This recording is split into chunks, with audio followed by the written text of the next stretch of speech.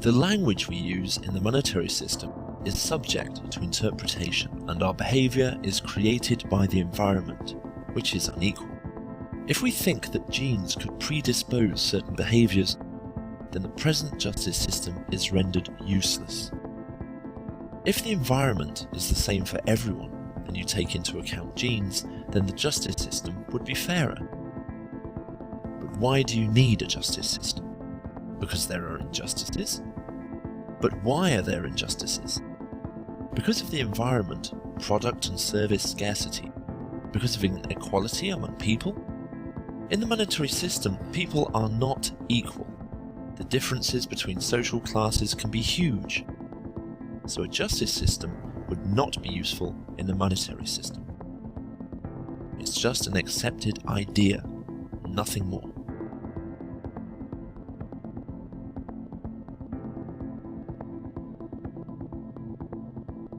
Even words like criminal behavior. Right. You know, what is a serial killer? Is a serial killer a guy with a machine gun that kills a lot of people?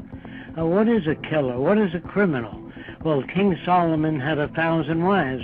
He would be arrested as a bigamist today. So what you call admirable behavior in the past doesn't make sense. I think that all lawyers would be considered criminals in the future. This goes along with all politicians would be considered criminals because they say things people like to hear. They don't always speak the truth because it wouldn't get them anywhere. So I would say that insurance companies that put out small print, that is with criminal intention. So what you call a criminal depends on the culture you live in. When the Romans used to feed Christians to lions, that was not considered criminal behavior. Today, it would be considered criminal behavior. So before you talk to people about there's too much crime in the world, ask them what they mean by crime. Do they mean false advertising? Does it mean what the drug companies claim about their pills? Does that mean when a doctor says you need an operation, is he trying to pay off a new boat or a house, or do you really need the operation? In other words, it's very hard to tell criminal behavior, and unless you define your terms of what you mean by criminal behavior. The latest definition of a criminal is one who's caught. You can't walk over to a judge and say everything you do is based on ignorance. He says, how do you see that? How do you mean that? I say, if you ever run into a judge that talks that way, you're halfway there. I've never met a person that says, how do you mean that? You know? So if you say to a judge, everything you do is erroneous, unreal, you might as well be a headhunter. You're putting people in jail, you're judging people, you know nothing about their background. He says, I know plenty about it. He's a criminal. He's been in jail before. That's his yardstick. Associative memory. So all our actions are based on associative memory. Do you understand what that means? Your experience, not the truth. But there are a lot of people that can afford an attorney who can look up the person that claimed he raped. And they could say, well, didn't you once claim that once before in another court? Or make her look like a cheap prostitute. You know what I mean? If you have a good enough attorney, he can take anything anybody says and twist it around. You understand? And if you can afford only a mediocre attorney, you might wind up 2 years in jail. If you can afford a good attorney, you might get 2 weeks probation, you know, a month probation. So attorneys must understand by that alone they are corrupt. If you can hire a better attorney than I can, you are corrupt, so's the attorney for defending you. If he was honest, he'd say, the other attorney, you got a point there. I can't disagree with you. If attorneys were honest, right? The punishment of this justice system is to deprive man from what the system offers: objects, services, access, information, trapping him in some rooms almost empty. But to get in possession of these services and goods in the first place, you have to work for the monetary system. Do not forget that. So, the justice system deprives a man from participation in the monetary system, locking him into a virtually empty room for a period of time. Let's see the effect that prisons have among prisoners and guards. In the early 1970s, an experiment on the psychology of imprisonment was carried out at Stanford University by psychologist Philip Zimbardo and his colleagues, who created their own jail in the basement of the Stanford Psychology Building. The students who volunteered for the study were carefully tested. Each had to be psychologically and physically healthy to participate. Some students were then randomly selected to act as prisoners, while others became guards. The researchers surprised the prisoners by having them arrested at their homes and dormitories. The prisoners went a series of rituals to establish their new lowly status. They lived in tiny cells 24 hours a day, cut off from their usual surroundings. Prisoner 819 did a bad thing. Prisoner 819 did a bad thing. Prisoner 819 did a bad thing. Prisoner 819. The guards, however, only worked 8-hour shifts, and they returned to their normal routines as students when off the job. What happened surprised everyone, including Zimbardo. The illusion became the reality. The boundary between the role each person was playing and his real personal identity was erased.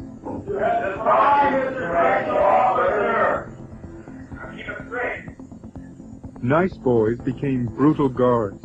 Healthy kids got sick. Active ones became passive and zombie-like prisoners.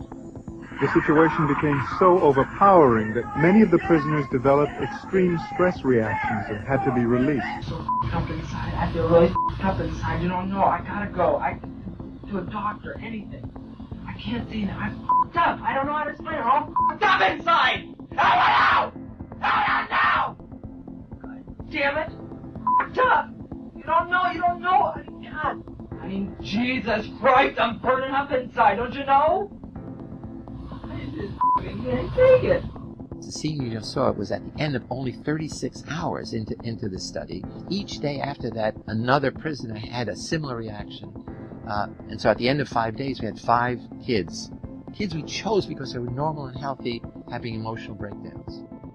But no one ever said, I quit the experiment. They had lost all perspective. What kind of guard would you be, sadistic or supportive? Would you be a conforming prisoner or a heroic resistor? The prison study, like Milgram's experiment, is not typical of research in social psychology. Some psychologists feel both studies violated ethical guidelines and should never have been done. At times, even Zimbardo forgot he was an experimenter and acted like a prison warden. Though the experiment was meant to last 2 weeks, it was called off after 6 days. And are given a role, a job, saying your job is to keep these people in line, then you're certainly not the same person as if you were in street clothes and in a different role. You really become that person once you put on that khaki uniform, you put on the glasses, you take the nightstick, and you act the part. That's your costume, and you have to act accordingly when you put it on. I had really thought that I was incapable of this kind of behavior. I was surprised, I was dismayed to find out that I could really be that I could act in a manner so absolutely unaccustomed to anything I would even really dream of doing. And while I was doing it, I didn't feel any regret. I didn't feel any guilt. It was only afterwards when I began to reflect on what I had done that this behavior began to dawn on me, and I realized that this was a part of me I hadn't really noticed before. It still is a prison to me. I don't look on it as an experiment or a simulation. It's just a prison that was run by psychologists instead of run by the state. I began to feel that that identity, that the person that I was that had decided to go to prison was distant from me, was remote, until finally I wasn't that. I was 416. I was really my number, and 416 was going to have to decide what to do. It let me in on some knowledge that I've never experienced firsthand. I've read about it. I've read a lot about it, but I've never experienced it firsthand. I've never seen someone turn that way. And I know you're a nice guy. You know? You understand? I do. I do know you're a nice guy. I don't get that because I know what you can turn into. I know what you're willing to do. If you say, oh, well, I'm not going to hurt anybody. Oh, well, it's a limited situation. It's over in 2 weeks. Well, you in position, what would you have done? I don't know.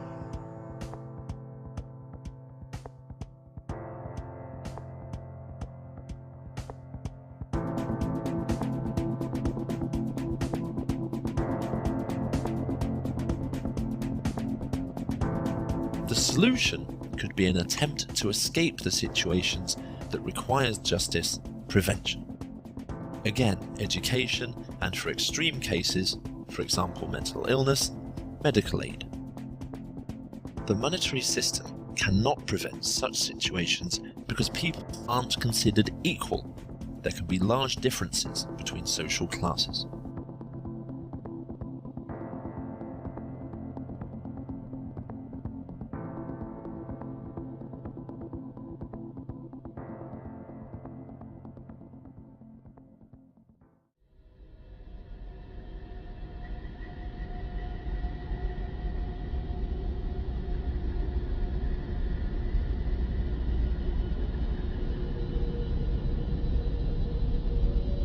Environment creates behavior. Predisposing genes are triggered by the environment. Language is subject to interpretation. Today's environment is uneven. With these influences, the justice system is useless.